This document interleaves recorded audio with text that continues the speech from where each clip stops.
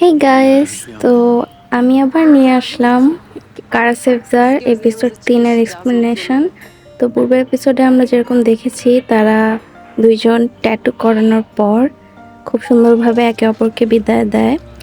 এরপর নিহান তার ভাইকে কল করে, কিন্তু তার ভাইকে পায় না, অর্থাৎ এমির কল রিসিভ করে। তখন নিহান বলে ওজানকে কল দিতে, কিন্তু এমির বলে সে কথা বলতে পারবে না।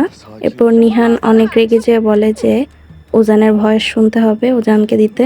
ওজানকে কল দিতে ওজান বলে যে আমি একটা মার্ডার করে ফেলছি। তো এটা শুনে নিহান অনেক অবাক হয়ে যায়। এরপর কেমাল দেখা যায় তার ফ্যামিলিকে নিহানের কথা জানিয়ে দেয় যে আমি একজনকে ভালোবাসি। এটা শুনে সবাই খুশি হয়। এরপর নিহান যখন সেই এমিরের ফার্ম হাউসে যায়, তখন গালিব বলে যে আমরা সবাই ফ্যামিলির মতো এটা ঠিক করে দেব। নিহান এটাতে বোঝা যায় যে তারা কি মিন করতে চাচ্ছে। তো পরদিন সকালে কেমালকে দেখা যায় সে খুব খুশি মনে আংটি কিনছে নিহানের জন্য, এবং খুব সুন্দর করে ব্রেকফাস্ট অ্যারেঞ্জ করছে। তো নিহান সেখানে যেয়ে কিছু কথা বলতে চায়, কিন্তু কেমাল বলে যে না, আমি প্রথমে বলবো।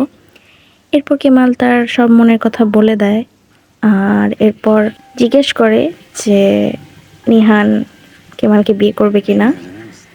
কিন্তু নিহানকে দেখা যায় সে অলরেডি কান্না করতেছে। এটা খুশির কান্না না, এটা হৃদয় ভাঙার কান্না। কারণ নিহানের উত্তর থাকে যে সে বিয়ে করতে পারবে না। পূর্বের রাতে যেটা হয়েছে, হয়তো এটার জন্যই নিহান বিয়ে করতে পারবে না কেমালকে। সেটা আমরা পরবর্তী এপিসোডে দেখতে পারবো। তো এরকম হার্ট ব্রেকিং একটা সিনের পর দুজনেই খুব ডিভাস্টেটেড হয়ে থাকে। এরপর দেখা যায় ভিল্লান যে কেমালের বাবার দোকানে বলতে থাকে তোমার ছেলেকে বলবা আমার মেয়ে থেকে যেন দূরে থাকে, কারণ ওর বিয়ে এমিরের সাথে হবে। এরপর কেমাল বলে যে হ্যাঁ, তাকে কেউ বদার করবে না। এসব শুনে কেমালের বাবা অসুস্থ হয়ে পড়ে। আর গল্প এরপর চলে যায় 4 বছর পর। কেমালকে দেখা যায় মাইনের ইঞ্জিনিয়ার হিসেবে। তো তারা যখন আন্ডারগ্রাউন্ডে ছিল, সেখানে একটা গ্যাস লিক হয়। তো তখন কেমাল সবাইকে রেস্কিউ করে নিয়ে আসে। আর এসব খবর শুনে নিহান এবং কেমালের পরিবার সবাই খুব চিন্তিত থাকে কেমালের জন্য। তো কেমাল সবাইকে রেস্কিউ করতে থাকে, এবং পরবর্তীতে সে আলাচান হোল্ডিংয়ের মালিক এবং মাইনের যে মালিক মিস্টার হাকিকেও রেস্কিউ করে। আর রিপোর্টাররা অলরেডি সেখানে উপস্থিত ছিল এবং কেমালকে নিয়ে নিউজ করতেছিল। এটা কেমালের ফ্যামিলি দেখে এবং তারা রিলিফ ফিল হয়। নিহানও জেনিপের কাছ থেকে খবর শোনে, আর এরপর সে নিজেও দেখে টিভিতে, এবং খুশিতে ফ্যামিলি এবং নিহান সবাই কান্না করে দেয়।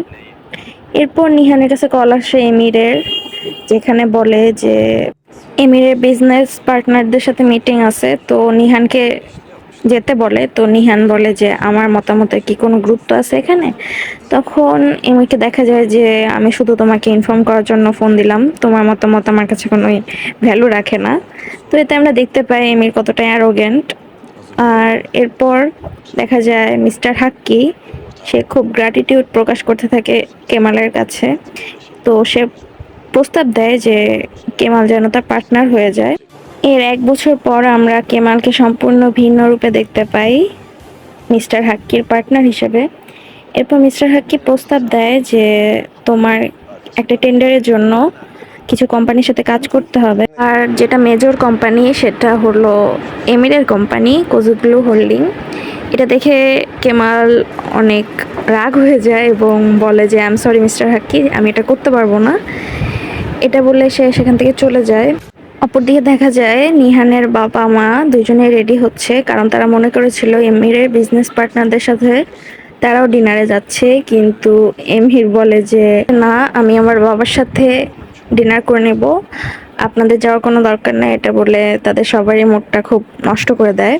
তো নিহান জিজ্ঞাসা করতে গেলে এমির বলে যে তুমি বারবার ভুলে যাও, এই বাসাটা আমার, তোমার পরিবার এখানে বাস করতেছে কারণ তুমি বলছিলা, না হলে তাদের আমার মনে এতটুকু জায়গা নাই।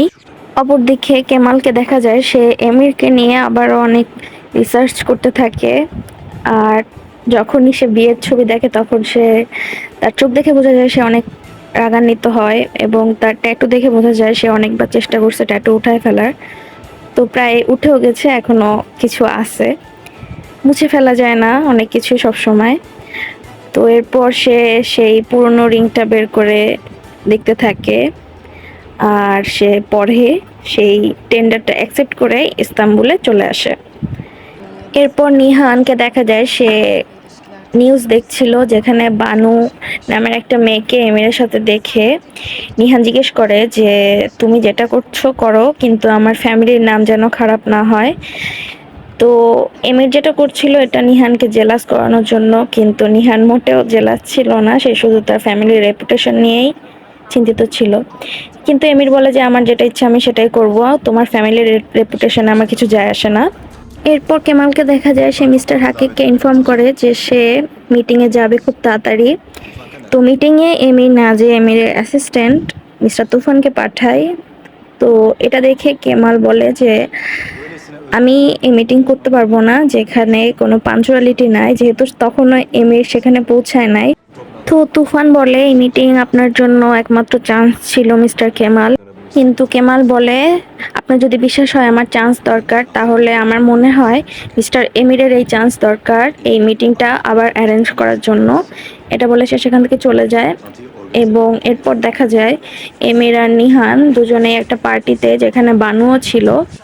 এরপর এমির কেমালকে কল দেয়, এরপর বলে যে আজকে আপনার সাথে দেখা করতে পারি নাই, তো আপনার জন্য কি করতে পারি। এটা বলার পর সে মেইনলি টাকার লোভ দেয়, কিন্তু কেমাল বলে যে আপনি মিস্টার তুফানের মতোই ভুল করতেছেন, আমি যদি আপনি হতাম। এরপর এমির বলে যে আপনি আমার প্লেস নিতে পারবেন না, আর এরপর বলে যে চলেন মিট করি, তাহলে আমি আপনাকে আমার ব্যাপারে আরো বলবো। এরপর কেমাল বলে যদি আমরা মিট করি তাইলে আমি প্রেফার করি যে আমরা টিন্ডারের সময় মিট করব। এরপর এমির বলে যে এটা ঠিক না, আমি আপনার সাথে মিট করতে চাই। এরপর বলে যে কালকে আমরা মিট করি। তো এমির বলে যে আমি আপনাকে জায়গা সময় বলে দেব। এরপর গুড ইভিনিং বলে তারা কল রেখে দেয়। পরবর্তীতে নিহানকে দেখা যায় সে পার্টি ছেড়ে স্পিড বোর্ডে উঠছে, এবং সে যে বোট চালাচ্ছিল তাকে বলতেছিল যে আমি এখানে পূর্বে একবার পড়ে গিয়েছিলাম আমার বার্থডের দিনে। আর তখন নিহানকে সাবধান হতে বললেও নিহান তারপরও পা ফসকে আবারও পড়ে যায়। আর এবারও দেখা যায় নিহানের পা থেকে দড়ি খুলে দিচ্ছে কেমালি, কিন্তু নিহান অনেক চেষ্টা করেও কেমালের মুখ দেখতে পারে না। নিহানকে দড়ি থেকে ছাড়িয়ে কেমাল ভ্যানিশ হয়ে যায়, নিহান বুঝতে পারে না, কিন্তু সে আভাস পায় যে এটা কেমালি। আর এর মাধ্যমে আমাদের এপিসোড 3 শেষ হয়ে যায়। আপনাদের কেমন হলো আপনারা কমেন্ট করে জানাবেন, অ্যান্ড থ্যাঙ্কস ফর ওয়াচিং।